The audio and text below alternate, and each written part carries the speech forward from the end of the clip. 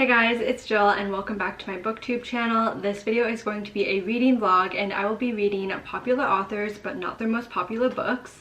I did this same video about a year ago, I believe, and posted it on my old channel. And if you're interested in watching any of my old book related videos, I do have a playlist of all of them on my channel. The authors I will be reading are Lynn Painter, Alice Oseman, and Rebecca Ross. And I have screenshots on my phone here of the author's most popular books and then the books that I'm going to read. So for Lynn Painter, her most popular book is Better Than the Movies, and it has 464,074 ratings. And compared to the book that I'm going to be reading, Betting on You, this one has 73,572 ratings. Next, with Alice Oseman, her most popular book, of course, is Heartstopper, and it has 768,736 ratings. And the book that I'll be reading is Solitaire. This one has 122,485 ratings, so it's also decently popular, I would say. And the last author I'll be reading is Rebecca Ross. Her most popular book is Divine Rivals. This one has 507,946 ratings. And the book I'll be reading is A River Enchanted. This one has 65,731 ratings. And before I get too far into this video, I do want to say that I'm going to be talking about spoilers for all of these books, and I think I'm going to start with Betting on You. I've been wanting to read this book for a while now, but for some reason it's kind of just been lost on my TBR cart. So I'm going to get started with this and I'll give you guys an update very soon.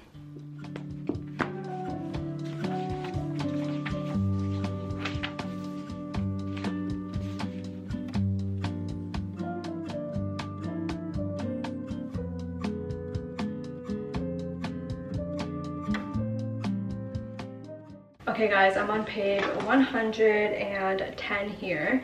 This is a YA romance. It is dual POV. We have the FMC, her name is Bailey. The MMC, his name is, what is it here? Charlie. So they randomly met on a plane 3 years ago, so we get their first meeting, and both of their parents are divorced, so they kind of bond about that, and they're both going to their other parents' place. That's why they're on the plane together. And then 2 years after that, they have another kind of random run-in together at the movie theaters, and at that point both of them are in relationships. And then a year after that, so now in the present moment, they are both single again, and coincidentally they both get the same job and are in training together. Bailey definitely has that type A personality, whereas Charlie is more kind of go with the flow, more spontaneous. So far it hasn't been fully confirmed yet, but Charlie is wanting to make a bet with Bailey because he thinks that her best friend and then this other random guy from work kind of have a thing going on. And Bailey is like, no way, because my friend has a boyfriend. There's no way that she would leave her boyfriend, whatever. And he's like, no, trust me, like they will definitely end up together. So I mentioned that maybe 1 or 2 chapters ago, and they haven't really talked further about this whole bet. So I don't even know exactly what's going on with that yet, but it's kind of silly and it's YA, so that's kind of what I expected going into this. And so far I don't mind Bailey, but I don't think I'm a huge fan of Charlie. They're both in high school though, so it kind of makes sense that they seem maybe a little immature to me. But I kind of picked this one up anyway as a fun little palette cleanser, so I'm not expecting anything super serious about this one. And I will do another update really soon. I'm now on page 250. And honestly, not too much has been happening. Charlie is kind of helping Bailey, trying to get rid of Bailey's mom's new, I don't think they're officially boyfriend and girlfriend, but he's been hanging out at the house a lot, and I think that's the direction that that relationship would be going. But Bailey's not a huge fan of this guy. His name's Scott, so there's that scheme kind of going on. And then Charlie also asks Bailey if she wants to fake date because he wants to prove to his ex-girlfriend Becca that he is starting to move on and isn't still just like obsessed with her. But what's happening now is that Scott planned a ski trip kind of to help bond with Bailey. So he offered to bring Bailey, one of Bailey's friend, and then of course Bailey's mom. And the friend that Bailey was going to bring was a girl, but then I guess she got grounded last minute, so she ends up bringing Charlie instead, which is pretty crazy to me because she didn't tell her mom this or ask her mom about this. And it was a road trip where they went separately, so Charlie and her drove together, and then her mom and Scott drove together, and they didn't even find out until they arrived at the condo all together. So it was a big shock to her mom and Scott, and they're definitely not happy about this change. But Charlie and Bailey also kind of agreed to fake date on this trip too, which I don't really see the point in why they're doing this. I guess it's just a way to get under Scott's skin. But anyways, they've started that ruse. On the side though, Charlie was talking to Theo, which is the guy from work, who Charlie thinks that Bailey's friend and him are going to be a thing, okay? That was the first bet that was happening. There are a bunch of like weird bets going on. So then him and Charlie, he says to Charlie, oh, I bet you couldn't get Bailey to fall for you. And Charlie's like, okay, I'll bet you $100. I feel like I can get her to fall for me. So I think that's also why Charlie wants to do this fake dating situation during this ski trip, which is kind of strange to me because at this point, Bailey and Charlie are pretty much friends. They've hung out together, they've gone to parties together. So when Bailey finds out that he has done this bet with Theo, she's obviously going to be super upset with him, and that's probably going to be the third act breakup, I'm assuming. But that's all I have for the update. I feel like this is probably going to be around the 3-star range, which I feel like is what I usually rate young adult romances. But specifically for this one, I just still am not like the hugest fan of Charlie. I feel like he's just kind of arrogant and annoying, honestly. And Bailey, I feel like she's just kind of young and naive, is unfortunately falling for this kind of act that Charlie has going on. Before I end this clip though, there is some representation of mental health, specifically anxiety in here. Charlie does have anxiety. I think it has to do with like his stomach health. It was kind of vaguely talked about with him and his mom. And then I feel like Bailey is kind of catching on to it as well, and she notices that he's always eating antacids. So I hope that's kind of delved into a little bit deeper by the end of this. But anyways, I feel like I have about 1/3 of this left, and I think I'll probably do my final update once I'm done. Hey guys, I just finished Betting on You, and honestly I was a little bit disappointed in this one. So what ended up happening was that in both Charlie and Bailey's POV, you could tell that they were both into each other, but I feel like this trope happens so much with the whole fake dating storyline when both characters are obviously very into each other, but they're both scared to really say anything to the other person because they just assume that the other person is not feeling it the same way. Bailey suggested to Charlie that they should go on a double date where they set each other up with one of their friends, and they go on this date, and it's funny because the friends end up hitting it off with each other way better than they did hitting it off with Bailey or with Charlie. And then later Bailey is with her mom, and then Scott randomly appears at the house and proposes to her mom, which I feel like he should have consulted Bailey about this first. I don't know exactly the whole dynamics with like the blended family situations and what's the best or not best way to go about things, but I feel like Bailey should have had at least a little bit of a heads up, if not from Scott, then her mom, if her mom kind of had the sense that that is the direction that the relationship was going to go into. So Bailey was really upset about this whole engagement because she feels like her life is going to be turned upside down and she doesn't want this huge change to be going on. So she ends up calling Charlie, who immediately goes to her to help her calm down, and they end up having a little moment together, which the day after and for a week after that, he literally ghosts Bailey because he's like freaking out that he's developing feelings for her. She's so confused why she's been ghosted and is really upset with him, as well as the whole mom situation. So she's not really in a good place. But then her and her friend run into Charlie and Theo, which was the guy at the start that Charlie and Bailey made the whole bet about, which is where everything goes down because Theo tells Bailey that Charlie made a bet saying that he could get Bailey, so Bailey's upset. Then it's also revealed to Bailey's friend that Bailey and Charlie had the bet about the friend and Theo. So then Bailey's friend's upset with her and Bailey is upset with Charlie. It's just pretty much a huge mess. But then all is forgiven once Bailey finds out that Charlie canceled his party to go and help her after she found out about the whole engagement with her mom and Scott. And then she realizes that they're great together or whatever, and Charlie realizes he was being an a-hole about the whole situation and making the bet and whatever. So then they're together and they end up going to the mom and Scott's wedding together, and everything is great and happy. Some overall thoughts though, I honestly wasn't a huge fan of this book, and I don't really see the couple staying together long term. I feel like they're both kind of immature and they need to grow up, honestly. But again, it is YA, so it kind of makes sense that this is what happened, and all of the dramatics and whatnot do make sense for the type of book that it is. But I just personally don't feel like this is the type of book for me really anymore. I feel like it was just pretty cliche, the whole storyline and everything. So because of that, I am giving this one 2.5 stars. So with that, I kind of see why this isn't one of Lynn Painter's really popular books. For my next book though, I'm going to start Solitaire by Alice Oseman, and I'm going to get that started, and I'll give you guys an update once I get a little bit into it.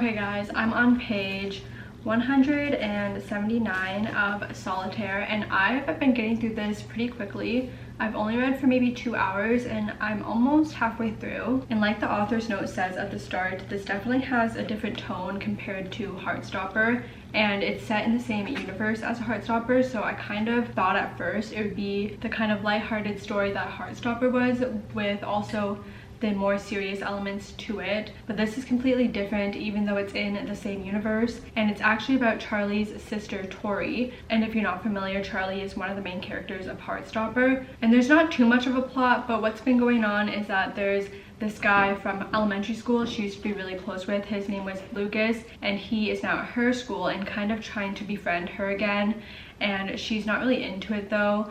But then there's this other guy, his name is Michael, and he's also trying to be her friend. He transferred from another school to her school, and he's quite persistent with talking to her and getting to know her and whatnot, which at first was really turning her off, but she's kind of warmed up to Michael now, and they've been kind of hanging out, spending some more time together. To me, it seems truly like a platonic friendship. I don't really see a romantic spark or connection between the two, but as teenagers kind of figuring out what they're doing with their next steps, going to be graduating soon, they're able to relate to each other pretty well, and they both are kind of lone wolves as well and like to do their own thing. There's also a blog called Solitaire, which they describe themselves as a neighborhood watch website, which I'm still a bit confused on what exactly this whole website is for. I don't know if it's kind of like a gossip website or what exactly is going on, but Tori likes to browse it every so often, and she's also been getting messages on it as well by an anonymous user who I think is going to be Michael, but I don't really know exactly what's going on with that. Maybe him or Lucas actually. And the school's actually trying to figure out who is kind of in charge of this Solitaire website, and they ask Tori if she knows anything about who could be the culprit, which she says no, but for some reason I feel like she's actually involved with this website somehow. It's also really interesting getting Tori's perspective, because in Heartstopper, from Charlie's perspective, it seems like his parents and his mom specifically was very supportive of him and his journey and helping him with his mental health and everything. But in here, it's very obvious that Tori and her mom are not on the same page and they don't really get along that well. This book is definitely character driven. There's not exactly a plot, and it hasn't been explicitly stated yet, but it's pretty obvious to me that Tori is dealing with some mental health struggles, and I'm wondering if I get further into this, she's going to slowly realize that she does need some help, maybe going to therapy or even family therapy with her mom, because that relationship seems a little bit strained. And I feel like she just has a lot on her plate. She's always worried about Charlie because he's relapsed a few times, and she's trying to figure out what to do after she's done high school and everything. So it's definitely a difficult period for her, it seems like. So I am enjoying this so far, but it definitely again has a different tone than what I was expecting. Not in a bad way per se, but it's definitely pretty sad reading about what she's going through, and she's just saying how she just like doesn't care about anything and nothing interests her anymore, and her friends don't even care about her. Her friends wouldn't even notice her if she left from the party, etc., etc., which I feel like is pretty relatable for teenagers and isn't a perspective that is often seen in books. So I am enjoying this new perspective that I haven't really seen with other YA books. So if you are interested in reading this, I would definitely read the author's note at the start and just kind of prepare for what you're getting yourself into with this book. I think I'm going to do probably my final update once I'm done, but I'll chat with you guys really soon. Hey guys, I finished Solitaire last night and I do have some thoughts about this one. So this was a little bit of a romance. I'm pretty sure in my other clip I said I didn't really see a romantic connection between Michael and Tori, but that definitely changed in the last half of this, and pretty much at the end they are together. Throughout the story you hear that Tori's best friend is dating a guy named Ben, and when I read that I was thinking that sounds so familiar, and it turns out that this Ben is the Ben from Heartstopper, who is Charlie's bully, who is obviously the worst and we do not like him. The whole Solitaire group was pulling a bunch of pranks, and there were some instances where things went a little bit too far. There was a situation that involved fireworks and a bunch of people I guess got hurt, including Tori. But throughout the book until pretty much the end, I was really confused what the point of this whole Solitaire website group thing was for. It didn't really make sense to me, and then it was revealed that Lucas, which was the ex-friend from elementary school, he was actually behind this whole group. He concocted it, and I guess he did it to get Tori's attention, which was really weird to me, and I feel like he just lost control of this group, which is why all of those kind of dangerous things happened with the fireworks, and then the dangerous thing at the end, which I'll get into now. And this ending was very dramatic and just so odd, the events that happened. Pretty much this solitaire group, they want to set the school on fire, which they end up doing, and there are a bunch of people in the school. Tori ends up going on top of the, like, on the, what's it called, roof of the school with Michael, and she's about to jump. Then Michael pulls her back, and then they're like together, they kiss, and she realizes that she has him and she's not alone, which to me is kind of a weird message, because it kind of seems like, oh well, this boy can save you and then your mental health issues are cured and you're all good now. Also, I felt like it was a little disappointing because Tori's mental health was never fully addressed, and it seemed like no adults really cared, like her parents, and the only person that really did care was Michael. And even though Tori and Michael did have this kind of connection, I felt like their relationship was borderline toxic. There were a few instances where I can think of two where they get into a fight and they just kind of like ghost each other, which I feel like isn't the healthiest way to go about navigating these new friendships or relationships, whatever. But I did find it interesting to read about a generally, I would say, unlikable character, because there were parts of her character that I did find kind of relatable, especially thinking back to that teenage state in those years. So I'll give them that, but I think overall I'm kind of on the fence of what I'm going to rate this one. I'm thinking like 2.75 or 3. I did rate it on Goodreads as a 3 for now, but I might change it. And this was actually Alice Oseman's debut novel, which she has since edited, because I saw a lot of reviews on Goodreads of people talking about a bunch of different issues they had with the book that I didn't see or read. So she has edited it to kind of be more up with the times. But that's all I have to say about Solitaire, and now I'm going to be starting A River Enchanted by Rebecca Ross, and I'm hoping that this one is going to be really good.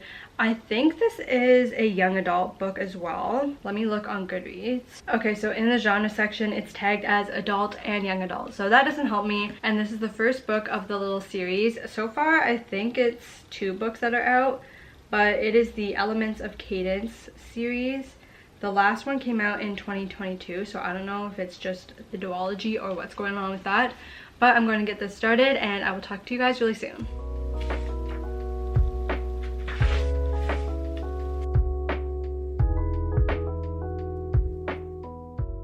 I'm on chapter 14, page 226 of A River Enchanted. So with this, we have our MMC. His name is Jack. He lives on the mainland as a professor, but he gets called to the Isle to do something important, is what this random letter says. It's called the Isle of Cadence, and he gets this, I think it was a fisherman, to bring him to this isle, which traveling there is apparently really dangerous, and the guy that was sailing him there backs out kind of last minute and then says, okay, Jack, you can either jump out and swim the rest of the way, or we're gonna go back.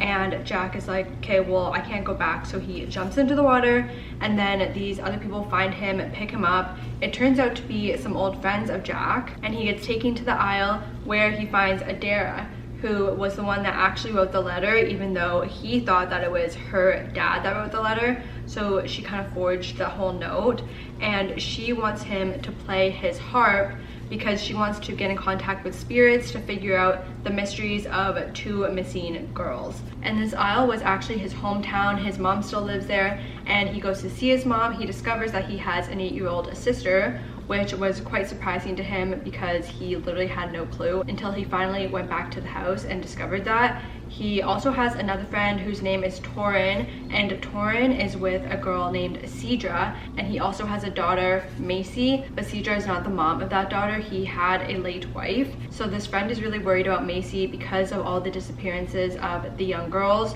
and it turns out that Macy, of course, gets taken by a man, which originally people thought it was spirits that were taking these girls, but Cedra actually tries to fight off this man and gets knocked out, so then he ends up taking Maisie. So Cedra is feeling awful and she's trying to help find Maisie, and Torrance trying to help, and Jack is also trying to help. And Adara, she thinks that she can find answers in the West, but for whatever reason she asked Jack to get married so that he can accompany her, but Jack agrees to escort her, and he also says, which I found odd, that he probably wouldn't be going back to the mainland and he'll be staying on the Isle, which is totally against what he was saying at the start. He was like, I'm only staying on the Isle for the summer and then going back to the mainland, back to my job as a professor, even though his mom and other people at first were like, please stay, but now he's randomly changed his mind.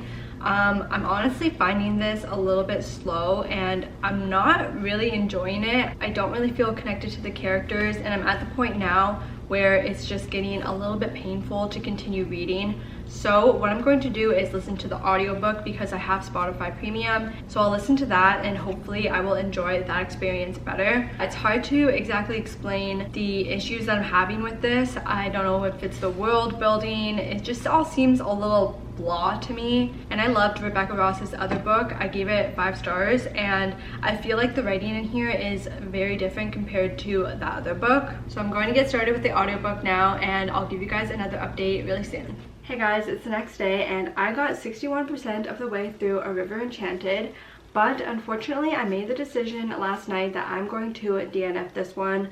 I listened to the audiobook for chapters 14, 15, and 16, I believe.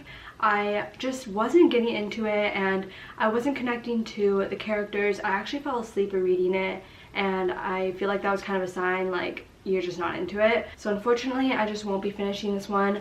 I personally didn't feel like the plot was very enticing or interesting. In this mystery there were a few leads, but it was really going nowhere, it felt like, and the characters just felt flat to me, and I feel like they weren't really fleshed out in the way that they were in Divine Rivals, for example. And like I said before, it was slow and I was honestly just pretty bored. So I'm not going to be rating this one, but that is going to be the last book of this reading vlog, and I feel a little disappointed that this challenge kind of was a little bit of a fail, because the purpose for me of doing this was to kind of discover some hidden gems from authors that are very popular. But unfortunately, I wasn't a fan of either of these unpopular, not like they're not popular, but not as popular as like their most popular ones. They just did not do it for me, and I rated them like 2.5, 3 stars. So I feel like it kind of makes sense to me why these aren't the most loved books from these authors. But if you've read any of these books, please let me know your thoughts on them in a comment down below. Also, don't forget to give this video a like and subscribe to my channel for more book videos, and I will see you guys in a new video next week. Bye!